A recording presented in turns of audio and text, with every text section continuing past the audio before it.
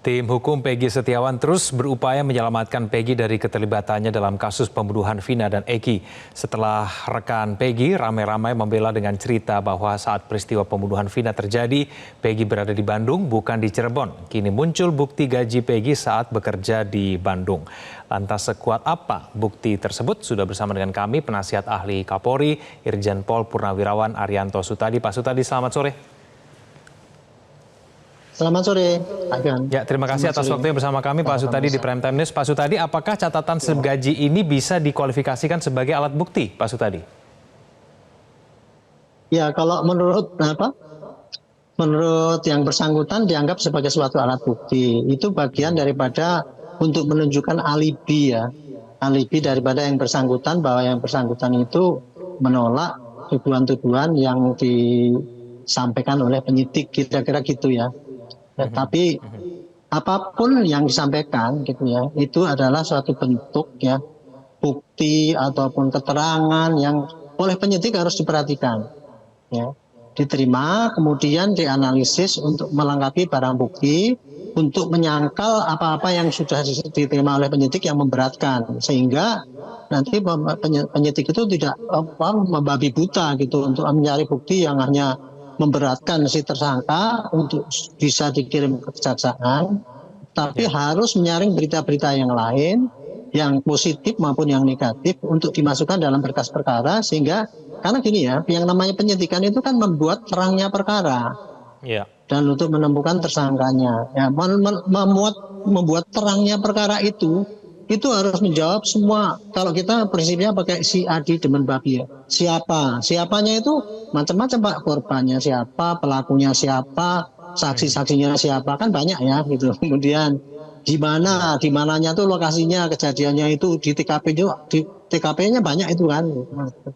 Bila mana, kapan. Nah, ini waktunya harus dibuktikan dengan bukti-bukti, misalkan pada saat itu tahun sekian, berarti buktinya yang waktu untuk mendukung waktu itu apa, terus dengan apa, mengapa. Jadi bila jadi di depan babi itu harus dilengkapi gitu ya. Dan untuk melengkapi itu tidak bisa seketika langsung polisi dapat semua penyidikan, pasti bertahap demi tahap.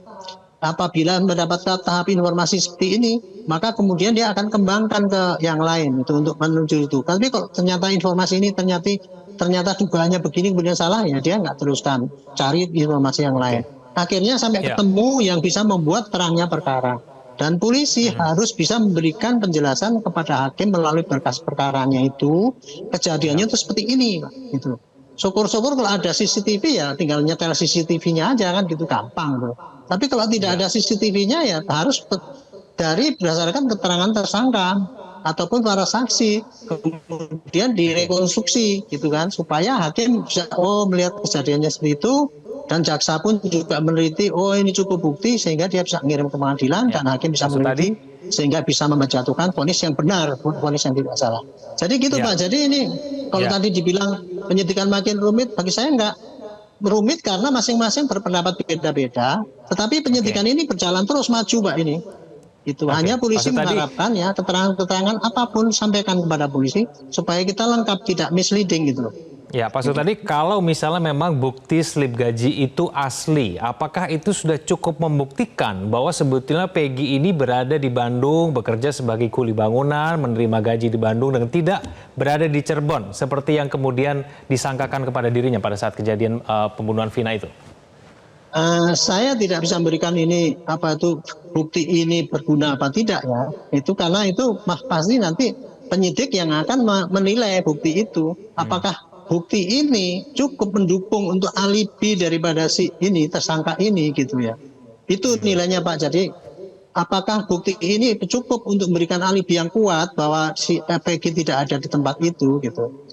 Nah, itu nanti akan dikaji oleh penyidik. Tapi bukti-bukti itu harus tetap disampaikan kepada penyidik jadi ini harus aktif ya, kuasa hukumnya itu harus aktif betul menyampaikan hal-hal yang kira-kira bisa memberikan alibi kepada tersangkanya itu, sehingga nanti jangan sampai nanti yang dikumpulkan oleh polisi itu cuma yang negatif doang, tapi kemudian yang positif-positif ini kemudian diabaikan. Nanti kalau berkas itu dikirim ke jaksa, ya jaksa pasti akan salah tafsir juga, karena Ya. bukti-bukti yang lemah itu tidak disampaikan. Tetapi apabila itu tidak ya, ini pada kuasa hukum masih ada kesempatan nanti bukti-bukti yang positif ini nanti akan disampaikan di persidangan. Sampaikan di sana gitu ya, kejanggalan-kejanggalan tadi sampaikan di persidangan itu supaya hakim akan memikir, mempertimbangkan apakah ini bisa dipakai untuk menunjukkan bahwa si Peggy ini tidak salah apa benar gitu. Jadi intinya ya penyidikan sekarang ini yang dilakukan oleh polisi mencari keterangan sebanyak-banyaknya untuk menentukan apakah Peggy ini patut untuk dijadikan tersangka oleh jaksa dituntut ataukah buktinya tidak cukup untuk menetapkan bahwa si Peggy itu sebagai tersangka yang patut untuk diadili gitu. Kalau tidak maka ukurannya tidak ya, berkas itu nanti pasti akan disampaikan kepada jaksa. Jaksa akan meneliti bukti-buktinya cukup apa tidak. Kalau dia kalau mengatakan kurang, dia akan ngasih petunjuk namanya P19. Tolong ini kurang, periksa ini, alat bukti ini, tolong ini tambahin ini dan sebagainya. Itu petunjuknya kayak gitu biasanya ya. Nah, nanti kalau seandainya dikasih petunjuk kemudian tidak melengkapi, jaksa tidak akan menjawab ini P21 artinya sudah lengkap. Tolong sini bawa sini tersangkanya. Pasti dia nggak akan terima itu. Nah, dan polisi kalau tidak bisa mencukupi alat bukti yang diminta oleh jaksa, ya dia mau tidak mau ya terus nggak bisa meneruskan perkara itu kan. Jaksa tidak mau meneruskan penuntutan ya otomatis nanti terpaksa di SP3 supaya ada kejelasan bahwa ini anak orang ini memang tidak bisa dipersalahkan karena buktinya kurang kuat gitu. Jadi masalah ini sebenarnya kalau bagi polisi sebagai penyidik bukan bahan yang susah sebetulnya, tapi karena ada tuntutan daripada masyarakat yang ingin kejelasan, tolong ya polisi mulai sekarang yang transparan, jelaskan pada rakyat dengan bahasa yang dimengerti supaya masyarakat paham gitu loh. Gitu. Jadi saya kira arahan Kapolri ya jelas kok. Tapi itu harus terbuka, transparan, berkeadilan. Artinya itu ada semua informasi bukti harus ditampung secara adil, baik orang yang menyalahkan tersangka maupun orang yang membela tersangka, supaya tidak sampai terjadi kekeliruan pengadilan yang sesat katanya gitu. Oke, Pak Sutadi, tapi bagaimana kemudian cara menguji orisinalitas ataupun keaslian dari slip gaji ini? Ya, loh, dengan disampaikannya slip gaji itu pasti polisi akan menindaklanjuti kepada perusahaannya ini valid apa enggak. Kalau toh itu valid ya, misalkan itu betul slip gaji itu, apakah dengan slip gaji itu membuktikan bahwa si Peggy itu tidak ada di situ gitu kan? Gitu. Kalau memang itu dianggap itu bisa membuktikan, berarti menjadikan alat bukti yang kuat bahwa si Peggy itu tidak ada di situ kan gitu. Saya sendiri nggak ngerti ya slip gaji itu kaitannya kok kemudian disebutkan bahwa itu untuk membuktikan bahwa dia tidak ada di TKP gitu. Karena saya pikir saya nggak bisa membayangkan itu alat bukti itu kok kemudian dijadikan untuk menunjukkan alibi si tersangka itu. Ini yang nanti penyidik pasti akan mempelajari ya bagaimana kaitannya bukti yang disampaikan itu untuk menentukan apakah memberatkan atau kemudian bisa membebaskan. Kira-kira begitulah itu Pak. Iya, Pak Sutadi, ini slip gaji ini kan berasal dari ayah Peggy ya, yang pada waktu itu merupakan mandor pada tahun 2016 itu. Tanggapan Anda bagaimana? Iya, ya itu saya sampaikan. Itu mungkin betul-betul slip gaji yang diterima memang gitu ya, disampaikan kepada penyidik. Cuman saya kan tidak tahu itu apa kaitannya untuk adanya slip gaji itu dengan keberadaan si Peggy pada saat kejadian itu gitu kan.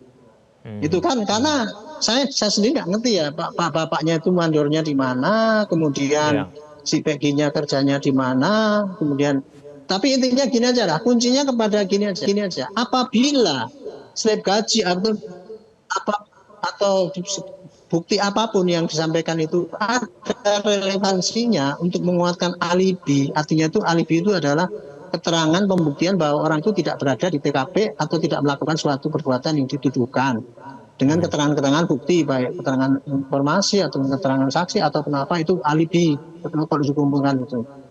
Gitu. Jadi intinya sekarang ini slip gaji ini kalau memang dia asli, oke, asli. Berarti kan tidak palsu kan buktinya.